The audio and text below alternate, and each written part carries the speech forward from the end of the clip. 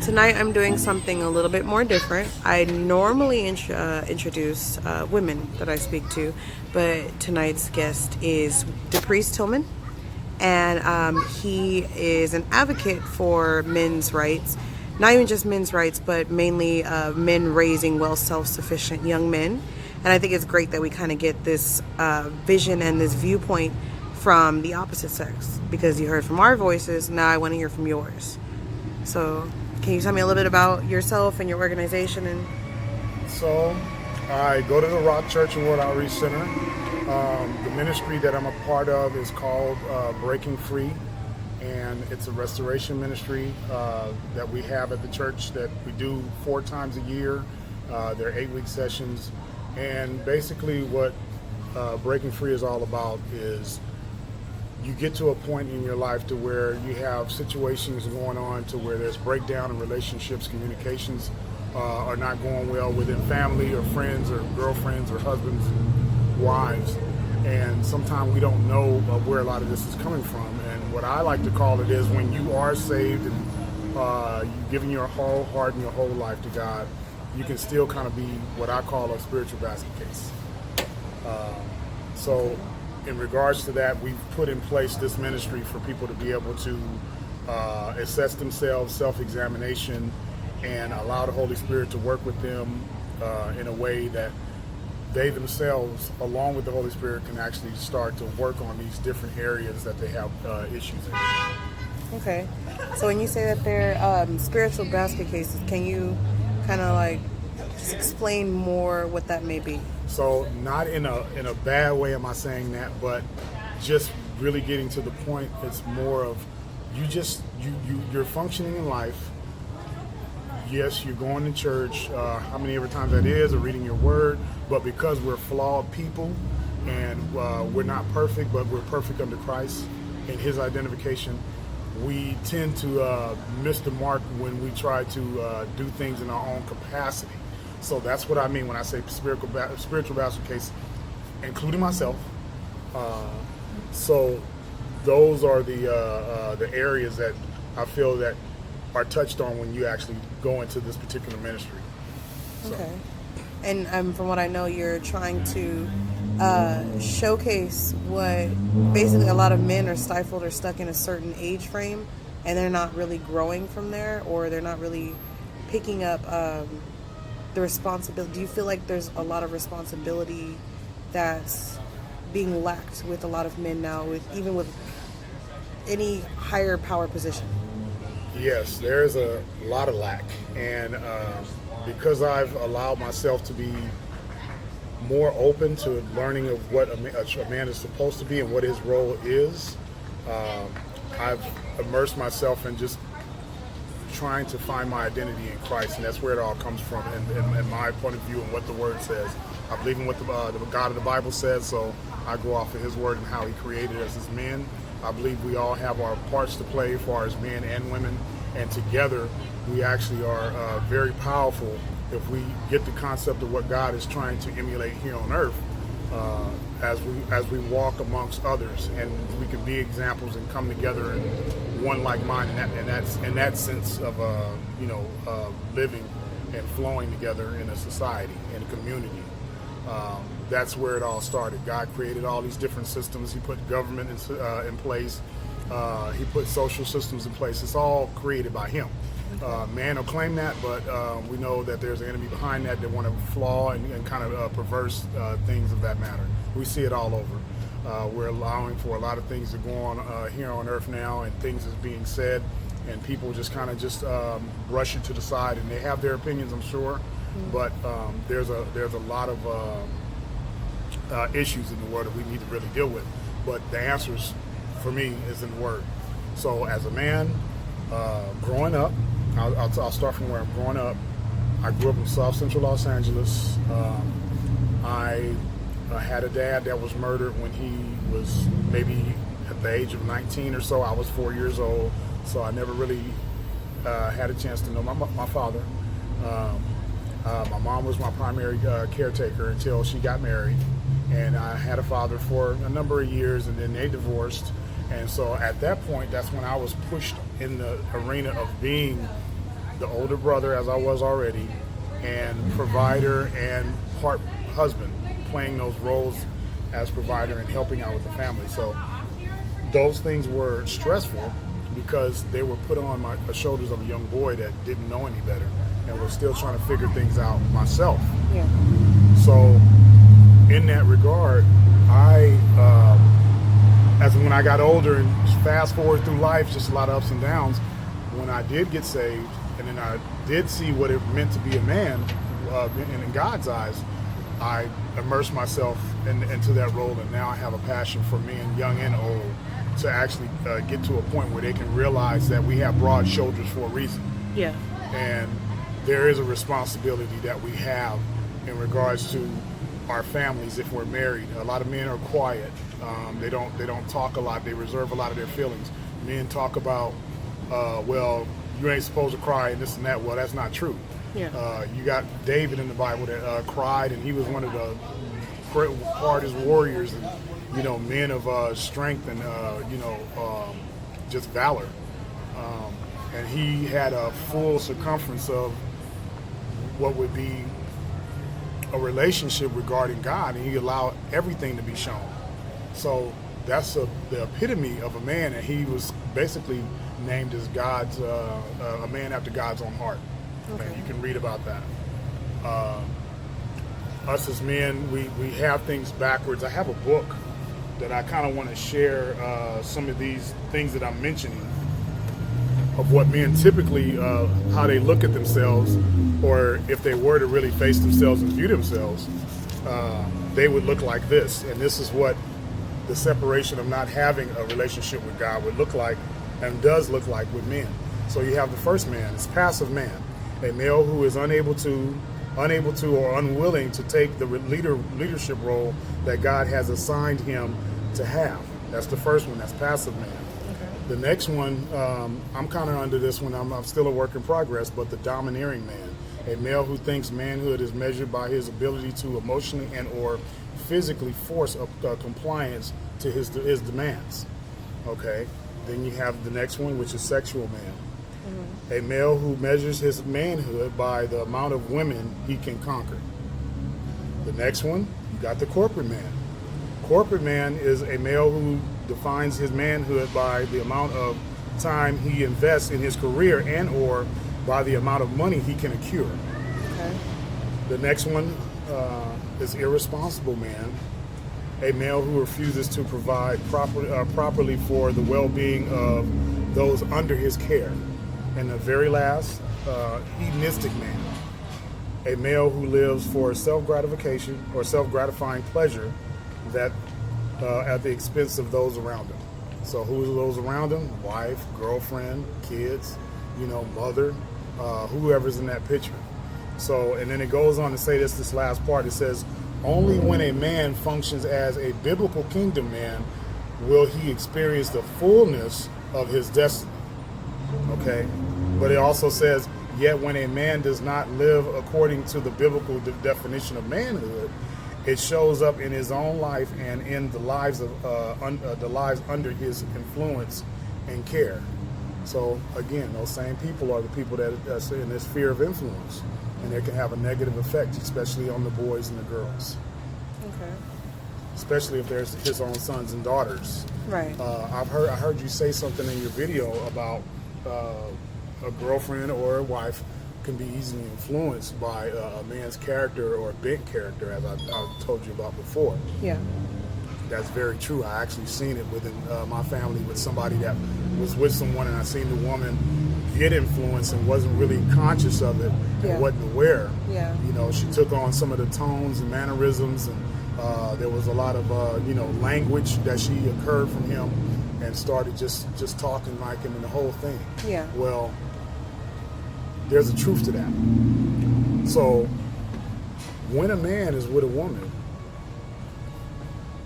a man is to cultivate his wife in that arena, as far as man and husband. You're to cultivate her, and the woman is to complement the man, just as the man is to complement the woman. It's 100% partnership, right. Where you come into one, you complement each other, and you move forward together. and that's what that's all about.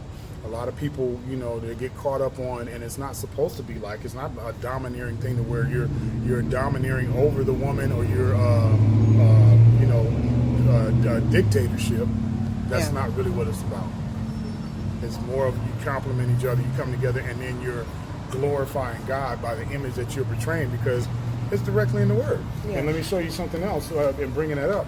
We do have the Kingdom Marriage, which I'm reading with my wife. I miss a lot of nights, but we're trying to get through this book right now. Right. And the other book that I read out of, I just want to put up, is Kingdom Man. Okay. They also have Kingdom Woman separate. So these are books that you guys can acquire, or whoever's listening, to better the relationship, especially if you're a believer.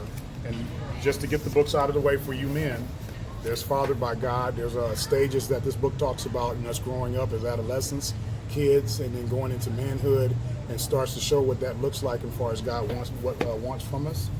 And then there's also Better Dads and Stronger Sons for those men out there that have sons. This is a powerful book that'll get you on the right track, because sometimes it's tough. I have a 9-year-old son, and we butt heads a lot. So. And you said that there's also a version for women as well, right? So in the back of the book, just in raising men, young men, there's that book also. So that's a good book for single mothers, and God loves the single mothers, and He's looking to bless you guys. But if you can get in a relationship, He's going to take care of you and that child. I know some people that are single moms, and they've done wonderful jobs, and they've been people that are blessed and that are Christian mothers and faithful, and they've done that. And myself, I had a grandmother and mom that were in the faith, and I believe that some of their examples and some of the things they did have made me the man who I am, because they were mainly the two that was consistency in my life. So I just want to make sure I put that out there too. Okay. Yeah. Okay. And so the greatest thing about having you on today is I know that a lot of my viewers, they always kind of want to pick a man's brain, like what's kind of going through your mind, and like during certain situations, or even kind of breaking down what women maybe, I don't want to say what we're missing, but like how you said, how we kind of go after, or we imitate the men that we're with. Are we missing something as parents raising these boys in this generation? Is this just something going on that maybe women are being too lax, like we're being too lax with men, like we're allowing too much to happen, and that's why they think that they can continue whatever it is they're continuing? Or I'm going to say this, and I can speak from a natural or a spiritual mindset. Or not mindset, but what it just true, just what it is, just truth. Men are responsible, more responsible than women are, in God's eyes. So, with that being said, of course, there's still free will on both sides. But regarding, having a man in your life, I don't think it's so much what you're lacking or letting go. Some of it is because, sometimes you can let yourself get ran over. You can, on that side of it. But on the man's side, there's a lot of irresponsibility. There's a lot of men that's not stepping up. There's a lot of men missing in their child's lives, particularly, black culture, the black community. There's a lot of men missing. And they're not in the picture, and a lot of young men are suffering for that. Yeah. A lot of them make it, but then you got some that, it's a hard road. Yeah. Again, with a foundational biblical background, or a foundation from the grandmother, from maybe the mom, they can still kind of make it. So I'm in Bible college, and there's a statistic that the teacher put on the board, and he talked about youth ministry. So I'm actually, I did a children's ministry, and now we're in youth ministry for the next 4 weeks. And so he put this statistic up on the board about who influences the child more, whether, male or female, for the children. Mm-hmm. And he was showing us where he's at as a youth pastor, where he's at. But he had on there, number one influencer was mom. Mm-hmm. Second influence was dad. Third influence was grandma. Okay. And then depending on the situations as he had the chart lined out, those lines can variate, but still always mom, father, and the grandmother or the grandparents. So the dad was just shy of where the mom is. And usually, when you look at the boys are usually more, loving with their mom or more close to their mom, and then the girls are usually close with their dads. Yeah. So it can go either way, and a lot, like I said, the lines fluctuate, but the core part of that is the parents is the influence. So when you're lacking one parent, and then all the weight is put on one parent, and mainly women, it's sad to say. I mean, you guys just bear up and just kind of just take it and just run with the yoke and just keep going, as much as you can, which is wearing and tiring, and I see it all the time. So that's the other reason why, for me, I don't want that for my child. Right. I've been in my child's life since day one, since he came out the womb, and I've been there. He's 9 years old. I don't plan on going anywhere. Yeah. And I've been married for 15 years. I'm barely scratching the surface, but I've been married for 15 years. That's cool. And even before I got married, I wanted to be married. So this is me. I'm just a different type of guy. I don't know. Not perfect, but in my life, even before being saved, I was always like a do-gooder. I tried to do good. I've never drank. I'm 45 years old. I still haven't drank or did drugs like that or whatever. Not because of church. My family was just crazy. You know what I mean? Yeah, so, yeah. I mean, I figured they did enough. I don't need to do it. I got other issues that I do. Like I said, the domineering man, being forceful. Now, I mean well a lot of times when I'm, a confronted person with different issues or people and things like that. But as I grow more now, I'm learning that, okay, these are the things, the unknowns, that I didn't know about myself, or maybe other people seeing that I didn't see, going off the Jahari. I've learned to look at those things and actually self-examine myself in those areas. Right. But I do it with the Lord and allow Him to reveal those things to me. Yeah. So with me doing that, I feel like I've had some growth, but there's a lot more growth that needs to take place, and will not. I won't reach graduation until I die, leave the earth. So. Yeah, I understand. When you say self-examination, do you think that that's really key for a person to be able to kind of assess like where they're at and where they're going to go? Kind of expect a reorganization of themselves. Do you feel like that's really good for a lot of males to do? Because I feel like a lot of men are stressed out, and I see a lot of stress that a lot of men carry because you guys carry so much as it is. Yeah. I know we carry a lot, but I see a lot of men and like the torments that they're going through mentally. So like when you say self-evaluate, what do you mean for a man? Like what should he do as far as reevaluating his steps? So when I say those things about him reevaluating himself, be able to look at himself and not deflect his issues. Actually deal with your issues. Okay. Have some men around you that are men that go keep you accountable for your actions. Okay. And you're right, there is a lot of stress on men. Yeah.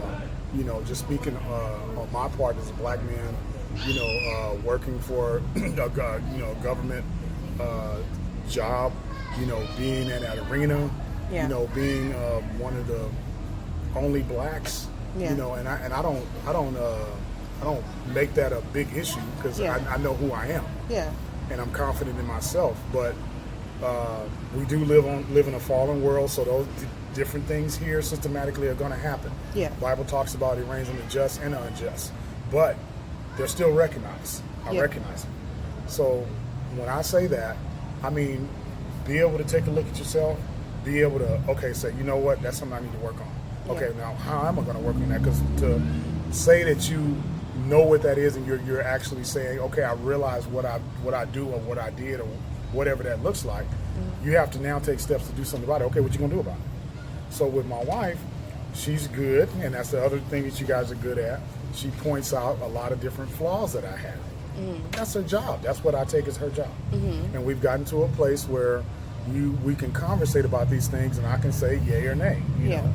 But a lot of times, because my wife is smart, and I know that she's sincere and she means well regarding her husband, I take those things and I actually think about them, and then I go back and say, okay, you know what, this is something I need to do. Yeah. So I'm gonna be open and honest right now. Yeah. There was a situation where, everybody gets into arguments and stuff like that. So me and my wife got into a little bit of an argument. I got a little aggressive, and so she left the house, and that rarely ever happens with us, and that actually happens when she went to her sister's house or whatever. But when she came back, we talked, as we always do, and she said, well, you know what, you need anger management. And I said, okay. And I went and signed up for anger management the next day. Yeah. And I did 11 weeks of anger management, and she's seen a change, and she's seen a difference for the better. And that's another thing that I can say, okay, well, I've been there, done that, and I'm still working those tools. They have something in there called self-talk when you take anger management. So a lot of times self-talk is when people will think thoughts and stuff to come in their head, and then they start believing that, and it could be a negative about a situation that's not even what the situation is, but we've talked ourselves into it. We've got ourselves all worked up, and it's not even a situation. Yeah. And we do a lot of that. On the spiritual side of that, enemy fires fiery darts and thoughts. That's how he gets to your mind. There's a lot of thoughts he can start to accumulate and get you going because he knows us humans so well.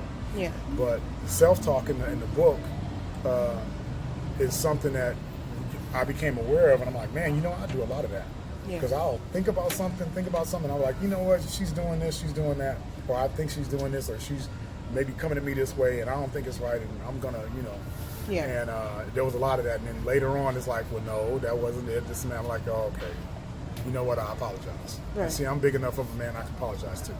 Yeah, so you have the ability to look at her side as well as your side and kind of go from there. Mm-hmm. And as far as you're on the topic of marriage, I know that's something that's probably more taboo to talk about because not a lot of people have successful marriages or they're stuck in marriages. I know some women that are married right now that they're not for sure what to do because there's no proper communication between them.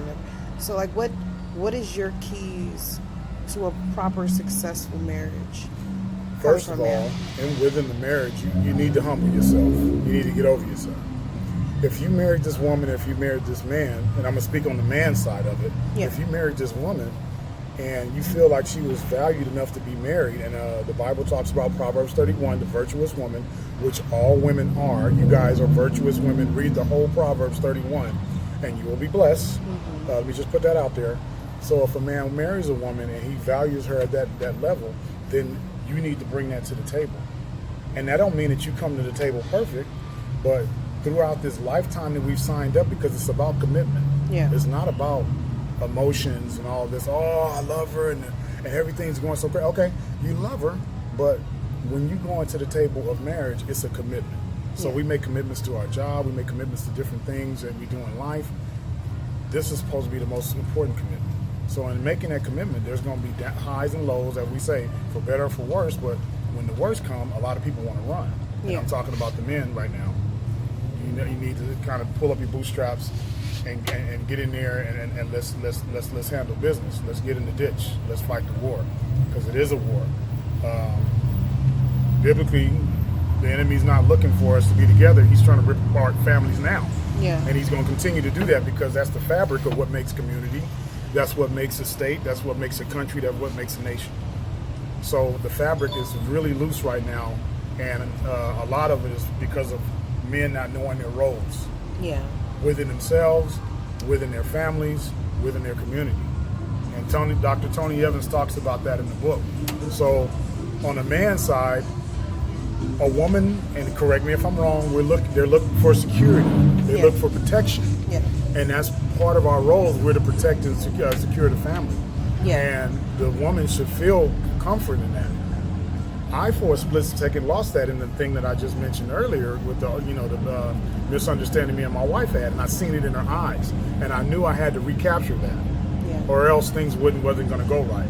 But if men are stuck in their ways of, I'm right about what I'm doing, or you know what, it's my way or the highway, that's not right. We have a bad falsehood of thinking that what we say go in a manner of running the household is dictatorship. Yeah. and we shouldn't do that. Yeah. Biblically, it talks about man having the last word. That's not what it means. It means you come to your partner, you talk to her, and y'all come together, and you make a decision what's best for the family. Right. Not okay, well, I'm just going to do what I want to do, and leaving the wife out and her not feeling secure in your decision. Yeah. Okay? So I'll give you an example of what I explained to my son earlier today. It's funny, kids are very smart. Yeah.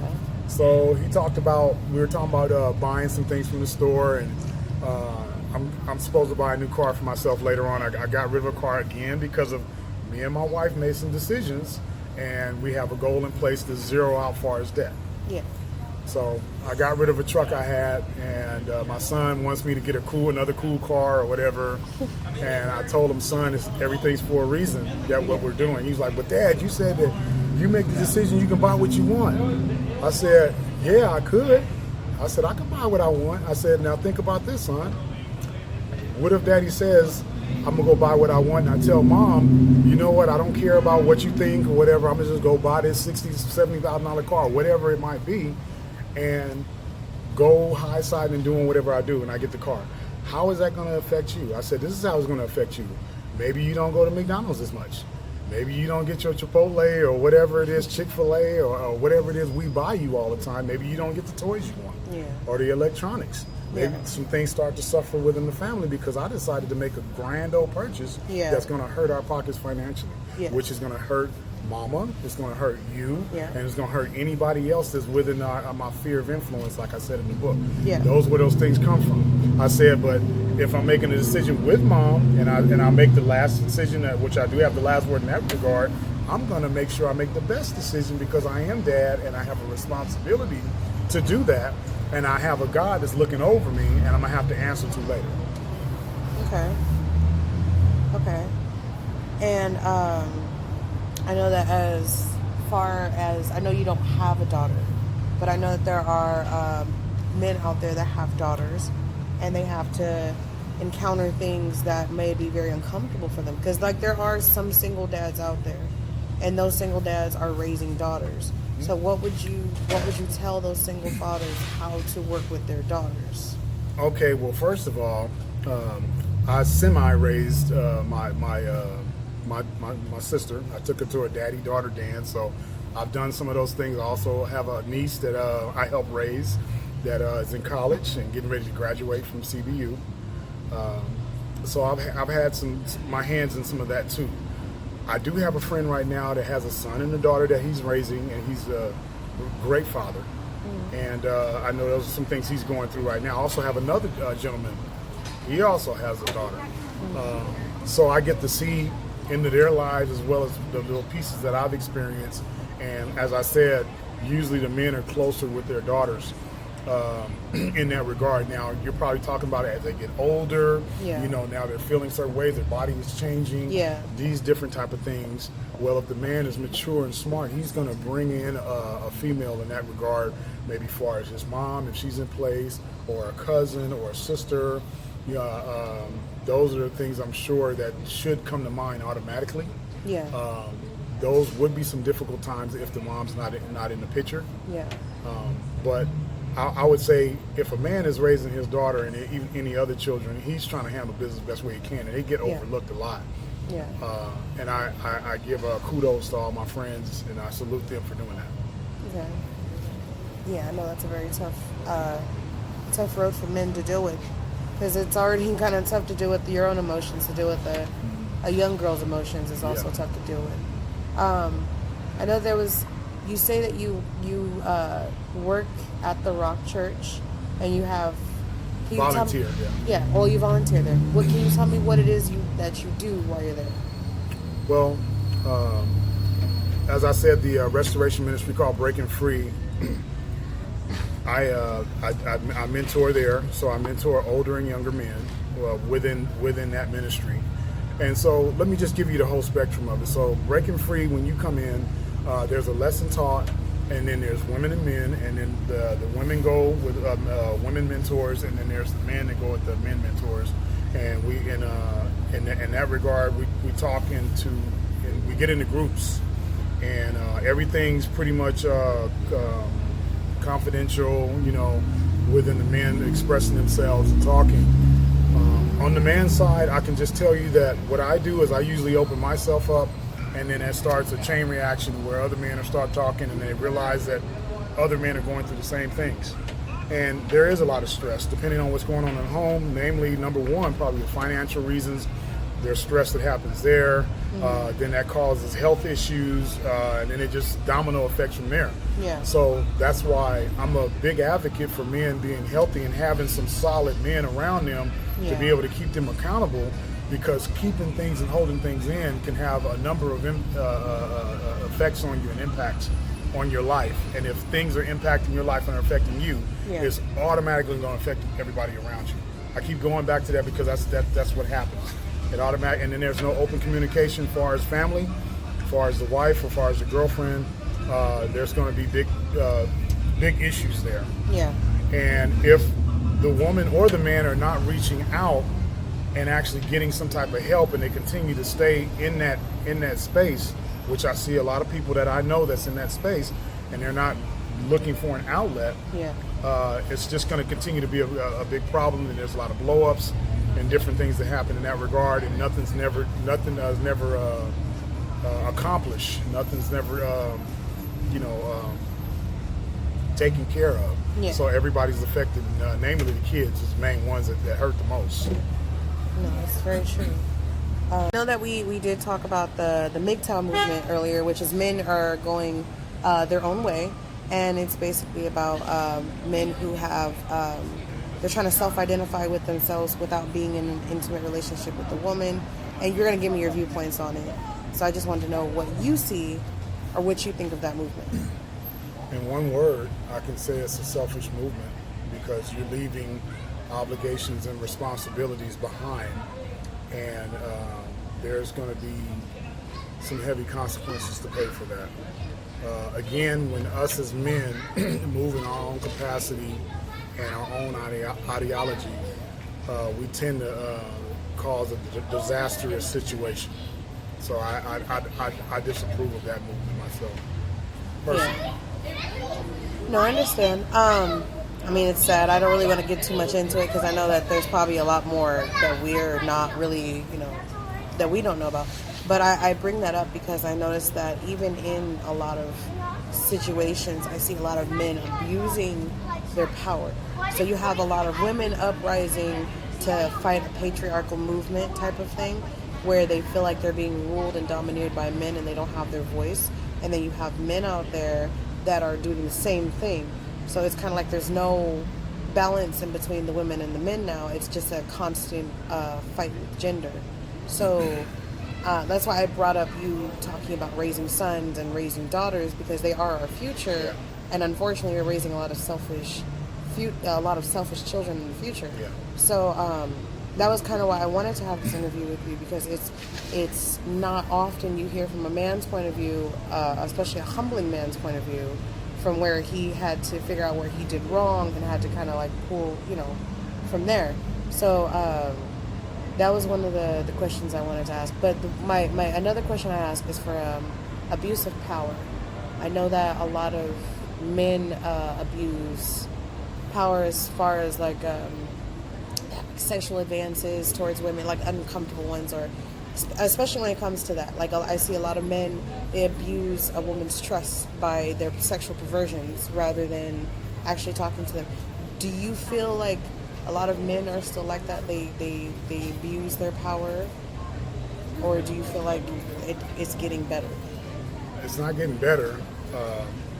I don't think it ever will get better unless, as individuals, again, going on a biblical perspective, if we have an identity and a relationship with Christ, because He's going to be the only one to be able to change that from the inside out. And that's how we can actually mature, even more so on the spiritual maturity, to be able to treat women the way we need to treat them. Right. And the Bible talks about loving the woman as Christ loves the church. And a lot of people don't see that part, because that's the male's part of what God is telling him to do. People just usually see the part about wives submit to your husbands. Well, just saying wives submit to your husbands don't mean just submitting to husbands just because they're men. Right. In that regard, and we're talking in the space of marriage, of course. Right. But that's not exactly what that means, and that's where a lot of women, I feel, they get offensive because it hasn't been read fully through. But even on the man's side, he's not reading fully through because he's throwing that on them. That's abusing a power that's not theirs. Yes. And using that and misquoting what God said in His Word. Yeah. It's a balance. Yeah. The woman is only submit to a man if he's protecting her and caring for her and loving her. Right. Okay? Let's just get that straight. Yeah. The man comes along and he provides and does that. Only then can a woman actually submit and be able to let her guard down, because this is somebody that has her best interests. Yeah. And that's what that's supposed to look like. But bars the abuse, if there's a lot of abuse that's going on, and it's in the capacity of individuals that do not have a relationship with God. I have to say that first and foremost, because now you're in your own mindset. Bible talks about men will be lovers of themselves. So just that little part right there, we're all selfish in nature. Yeah. So on the man side of it, and how the perspective and viewpoint we have, men's eye gate is where they actually get stimulated. Yeah. So for a men's mentality, the emotional part is not fully developed. So men looking at women, it is looked at as an object on that level. Again, with no maturity, none of that. Oh, I'm a conqueror how many ever I can. Yeah. Well, that's not right in the eyes of God. Men will parade and clap them on, but what's really happening there is there's layers being peeled back. Okay. For every time that you get with an individual, on both sides, women and men, there's a spiritual layer being pulled off that person and taken away from them, and that's not a good thing. So just like we tell our kids not to run out to the street because a car might come and hit them, we're doing that for their best interest. Right. A lot of people like to look at the Bible as rules and regulations. Well, we have rules and regulations. I mean, we're sitting somewhere right now where there's a whole bunch of cars stopped at a red light. Yeah. If they run that red light, the possibility is a whole bunch of cars are going to get wrecked and there's going to be some damage and injuries to human beings.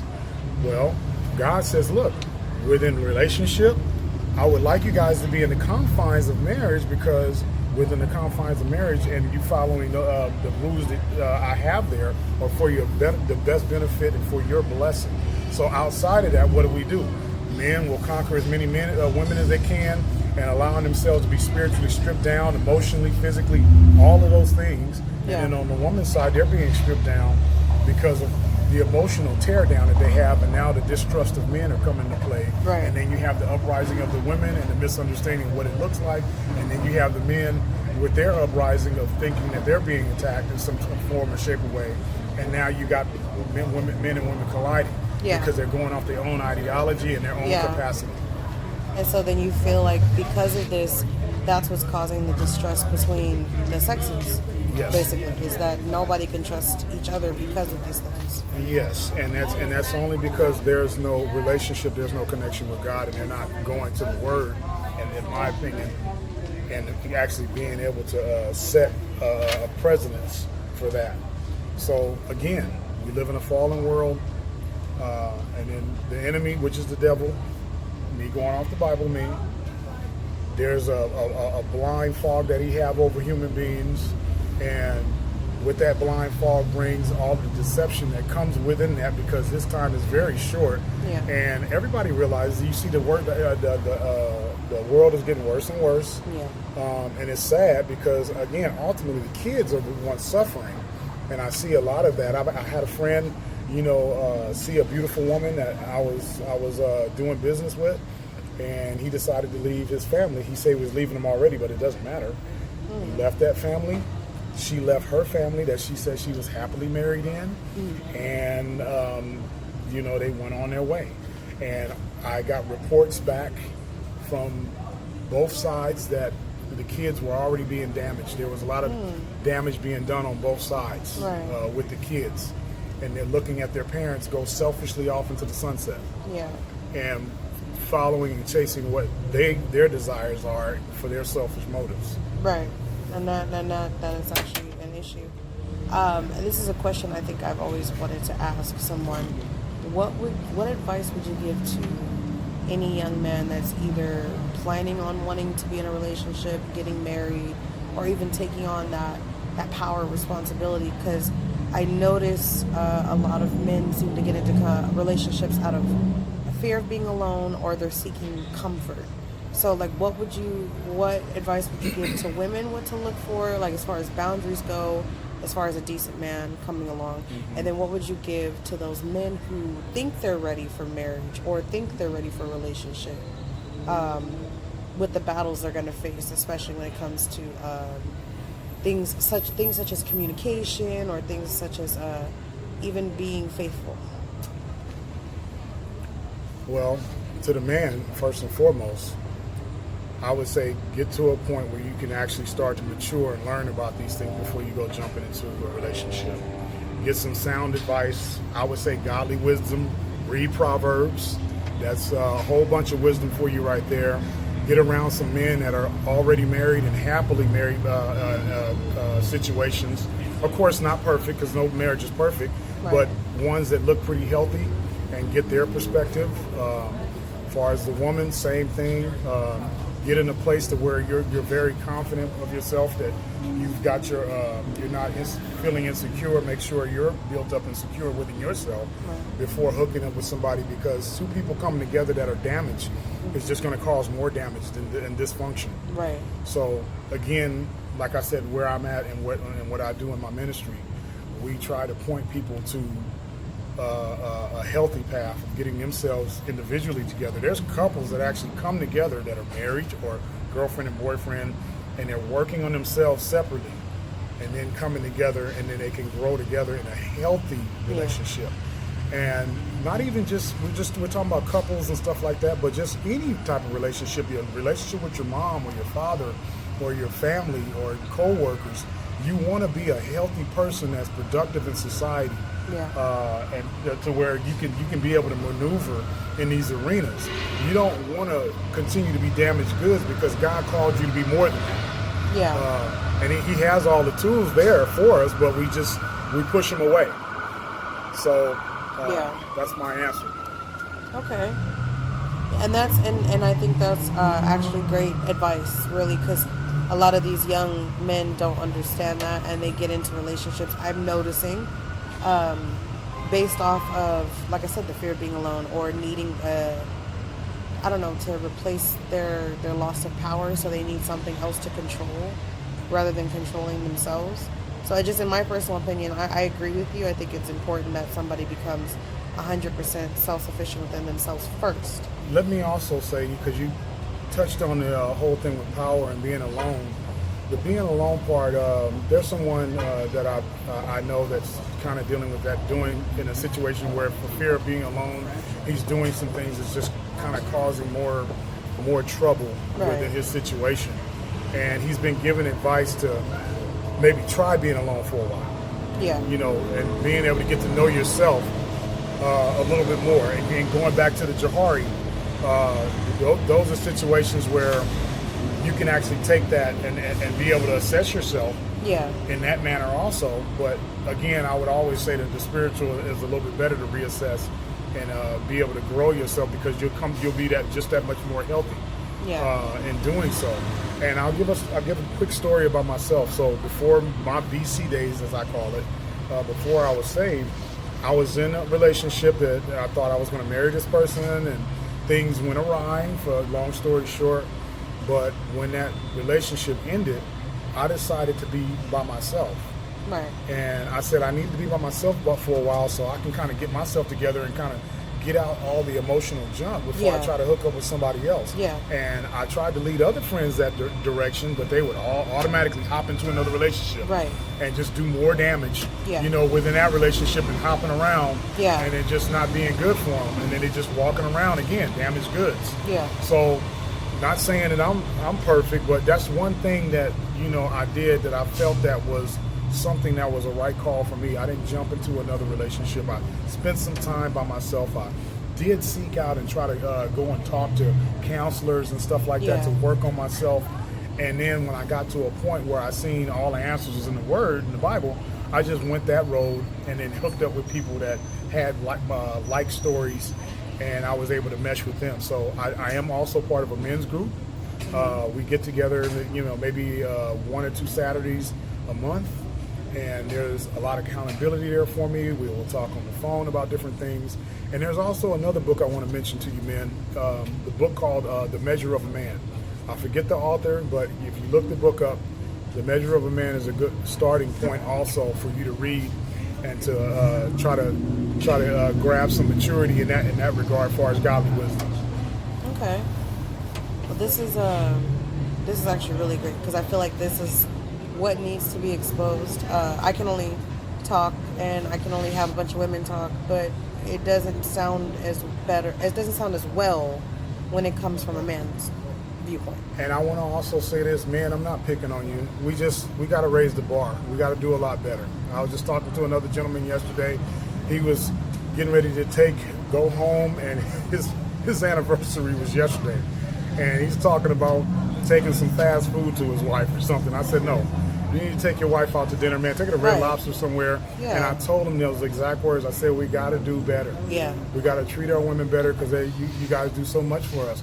Again, not taking away from the men because we got a big role we play too. Yeah. And the men that are actually doing what they're supposed to do, technically, it's what we're supposed to do, but we do need encouragement from our wives and from other people, sometime to keep moving because it's not easy being in that role when a lot of other men are failing in that area and they're running the opposite way. Yeah. And we get a bad rap or we get looked at a certain way or maybe we do get the praise, but we can't just get stuck right there. We got to do even better than that. Yeah.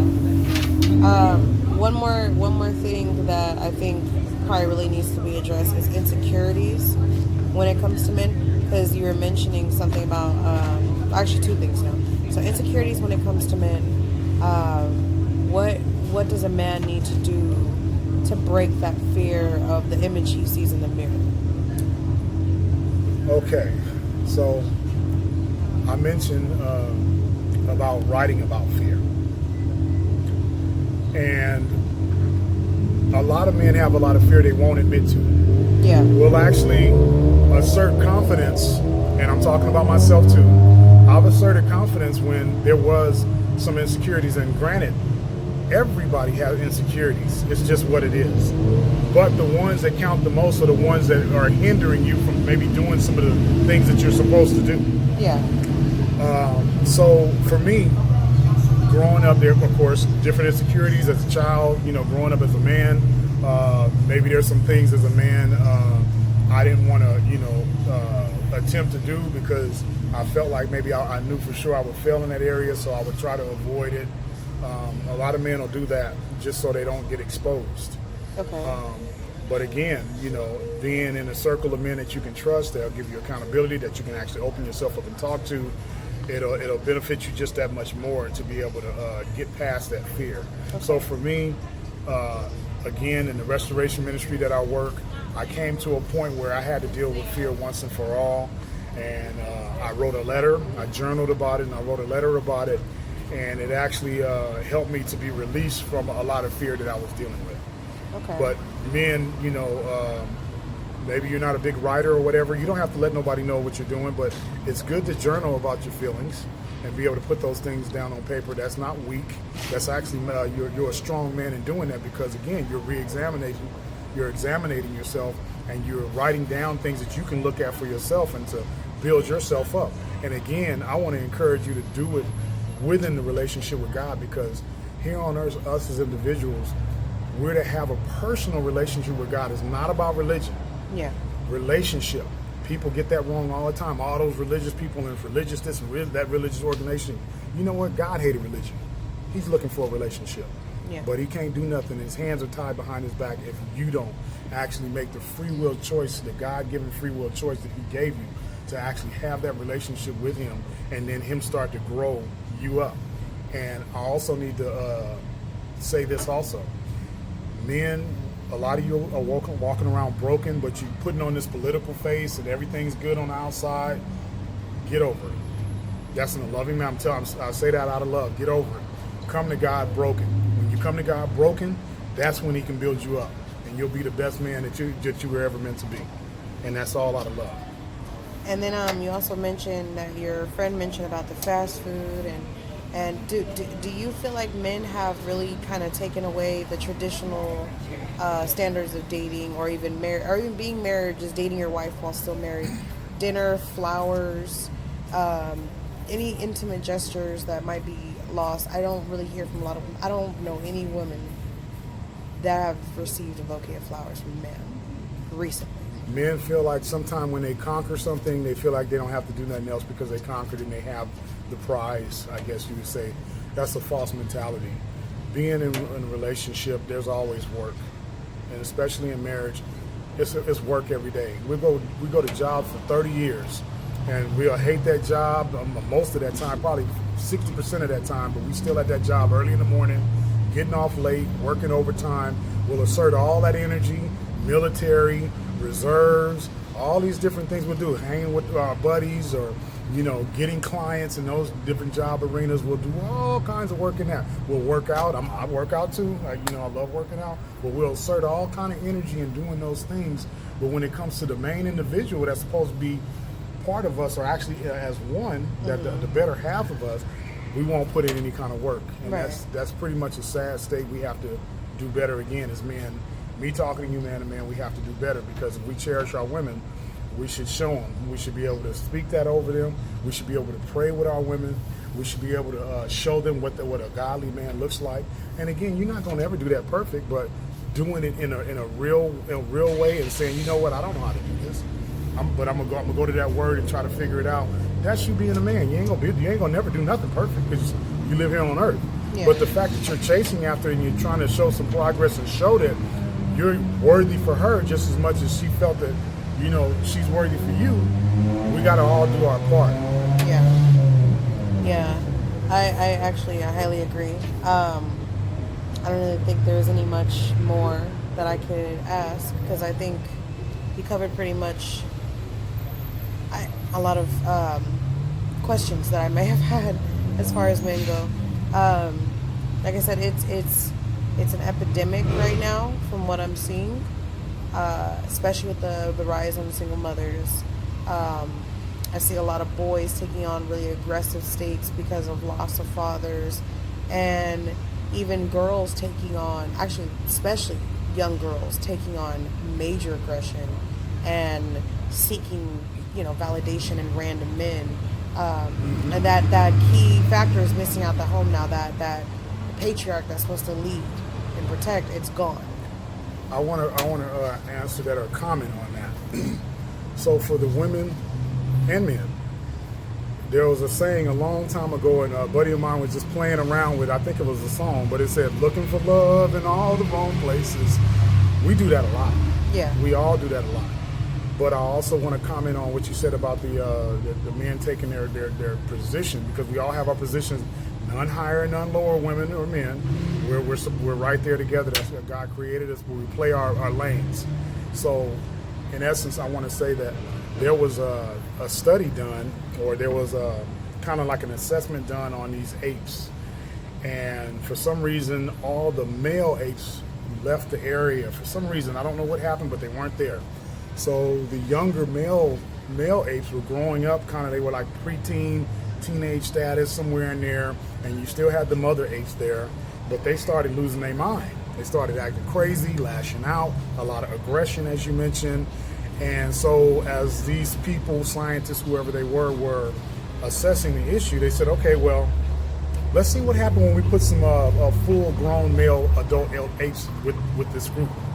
And so they flew them in, and they put them in there, and the younger preteen teenagers pretty much got dealt with by the adult males, and they put them in their place. Okay. And they bowed down to the adult males in the tribal way of how animals do things. Yeah. Because it's all nature, and it's all just kind of like pre-innate. It's built-in nature. When you see animals do what they do, it's in nature. Just like you see geese flying east or west or whatever it is. It's built in because God innately put that in them. So when they put those males down there and they dealt with those teenagers, they immediately calmed down. And that's what part of our job is to have a balance there.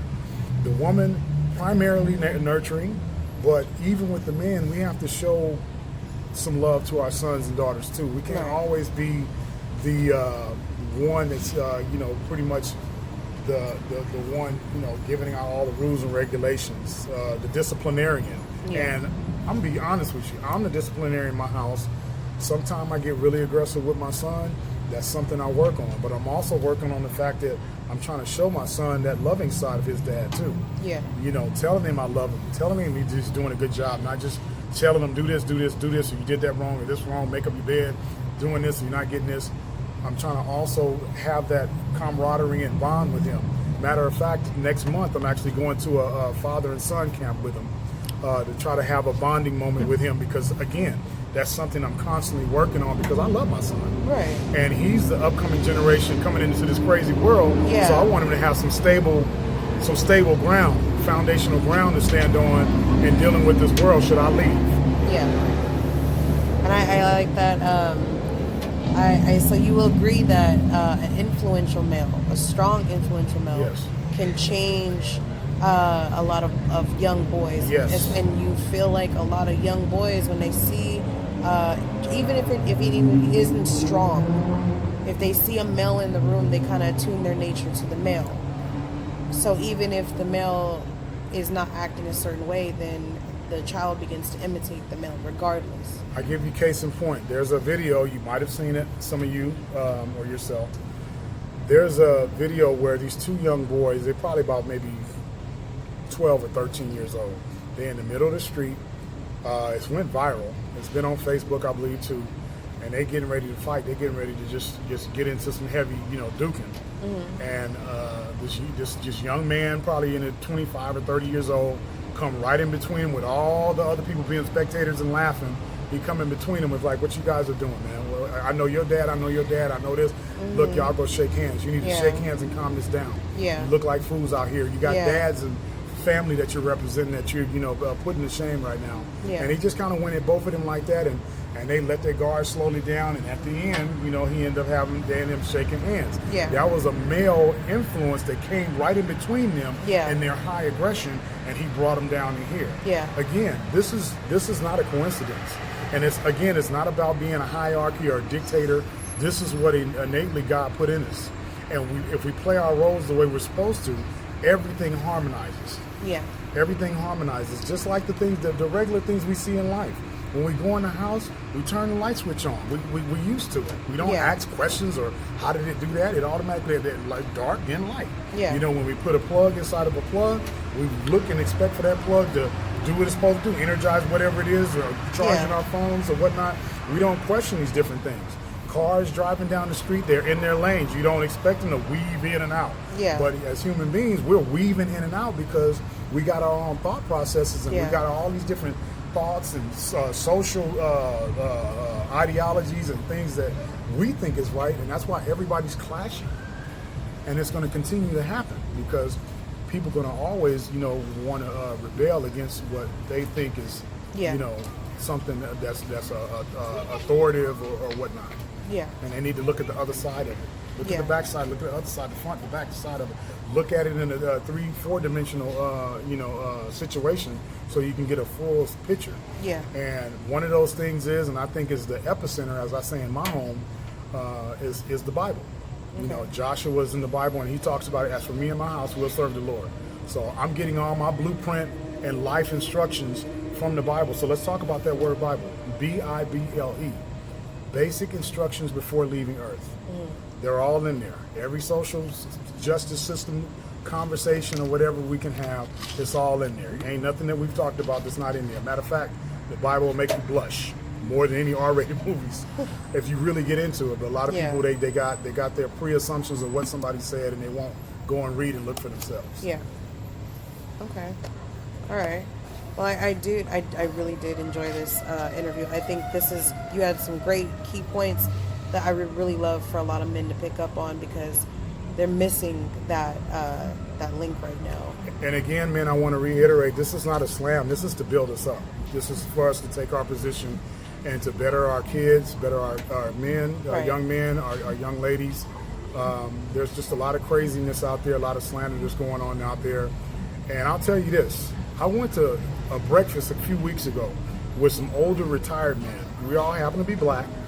And we went in, we were glad to see each other. These are some men I work with. Some of I work with somewhere in other departments, but we all knew each other. And it was 5 of us. So we sat down in this restaurant and we were all conversating and kind of catching up and everything. Me being the youngest out of all of the 5. And I noticed a white man looking at us from across the way. And when he was done with his breakfast, he came over to our table and he said, "You know what? Seeing you guys all together like this is a beautiful thing what you guys are doing here." Right. That was from a white man. Yeah. There's a lot of stereotypes out there about the white against the blacks and all that stuff. We're all human beings. Yes. And furthermore, if we live in the United States, we all Americans. Right. You get over this different separation. We're a melting pot. Yeah. So this is the thing that if we just rise to the occasion and play in our lanes and do the things we're supposed to be doing, then all the praise and admiration and everything that you deserve, it'll come your way automatically. Don't go chasing it. Yeah, I highly agree with you. I really do agree with you, and I think that this is like I said, really important to understand why it's so good to do self examination, because if you don't, then you're going to end up kind of taking on whatever you're seeing outside the world. A little boy could grow up in an abusive household with a man who is abusing his mom, and then he can make the choice to not be like that. And that self-examination and kind of tapping into what or who he's supposed to be as a man. And so he can go out and seek men like you or other men out there like you. I appreciate that. I humbly appreciate that. Yeah, no, and it's a great thing. I feel like it's good to have that leadership quality, because a lot of young men don't have that, and they really do need to hear it from somebody else like them. So that I really do appreciate it. And I do thank you. You're gonna say something? I was just going to say one more thing. You mentioned a boy can make a choice not to be like his father if it's a negative. In my household when I was growing up, I seen bad and good. Yeah. And I actually spoke to my parents about it before my mom passed, of course, some years ago. And I told them, I said, I tried to take what was good and apply it to my life, and I tried to leave the negative. Yeah. And I tried to decipher what could actually work for me moving forward and me being an adult. Yeah. So, and those are some of the things also, if you guys are interested, they have the Breaking Free on Tuesday nights. It's separate from the church service or anything like that. This is a whole nother beast in itself. Anybody can come there and get the with the 8-week session that we have. We actually we encourage it. Come see me. If you're some men that see this, I'm at the Rock. They can ask for me. A lot of people know me there. I'm just wanting men to just get more healthy, and we can just kind of better our lives and better our children's lives and others that we influence. So again, it's all done out of love. Yeah, I think that's great. And then you can tap into the emotions that. And I think I'm gonna say this one more thing. Yes. I notice a lot of men don't like it when women tap into their emotions. I mean, that women tap into other men's emotions, because men want to be able to figure out their emotions for themselves. But I know that you guys aren't often taught that it's okay to be an emotional creature. Okay, so I'm gonna speak on what she just said. We are creatures of habit. We like to solve problems, so we like to try to solve problems ourselves. That's, again, an innate nature in men. It's part of us to be a problem solver. And we don't work so much on the emotional part. And actually, there's a chapter in one of the books that dive hard into that, and it's kind of like, So I have to be honest about that. But I'm in tune with a lot of my emotions, probably more than most. But it's still even hard for me because I am still a man at the end of the day. Yeah. But when my wife tells me something about me and my emotions, or dealing with my son in an emotional way, it still rubs me the wrong way, but it's something that we have to learn to do. Yeah. And it's not so much as you being weak or you a punk. No, it's not that at all. It basically is a complete circumference of who you truly are.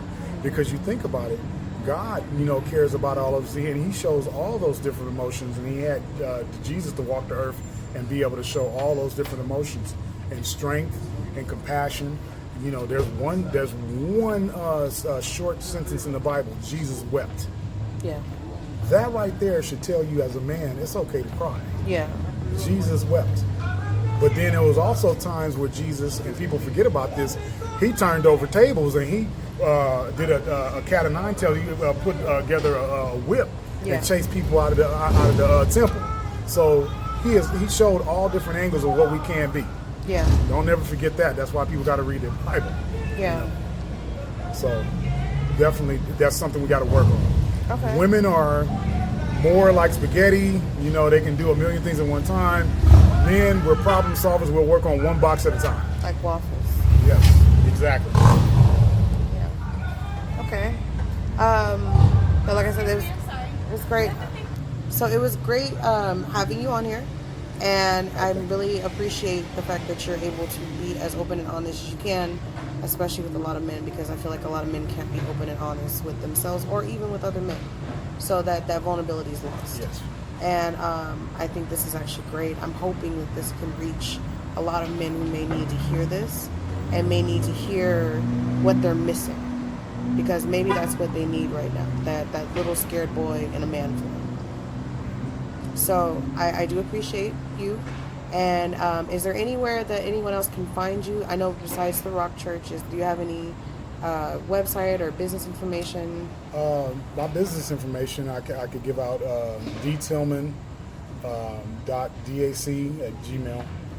They can reach me there. I'm actually an independent agent for David Allen Capital. So if you have a business, I can get you anywhere from $10,000 to $1 million for your business. We'll get you approved in one business day and have the capital in your bank in under a week.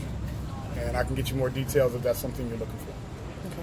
But you can also reach me there if you have any questions regarding what we did here on the interview. Yeah, that's awesome. So yeah, you guys heard that. If you guys have a business that needs to be funded, you contact Mr. Duprice here. Or if you just want to talk about anything that needs to get off your mind, especially if you're a man. I don't know if you're okay with maybe taking some men that have questions that they can't ask anyone else. Well, tell them they can actually meet me there at the church, and we can talk there. I also do SPT, which is spiritual personal trainer. Okay. And I can link them to other men that actually can help them get that foundation going. Okay, awesome. I think that's wonderful, especially like that Underground Railroad for men. You guys need to continue that. Yeah. Is there anything else that you might ask for me, or any questions? Or No, there's nothing. I think we covered pretty much everything. Okay. Well, then it was great having you, and thank you.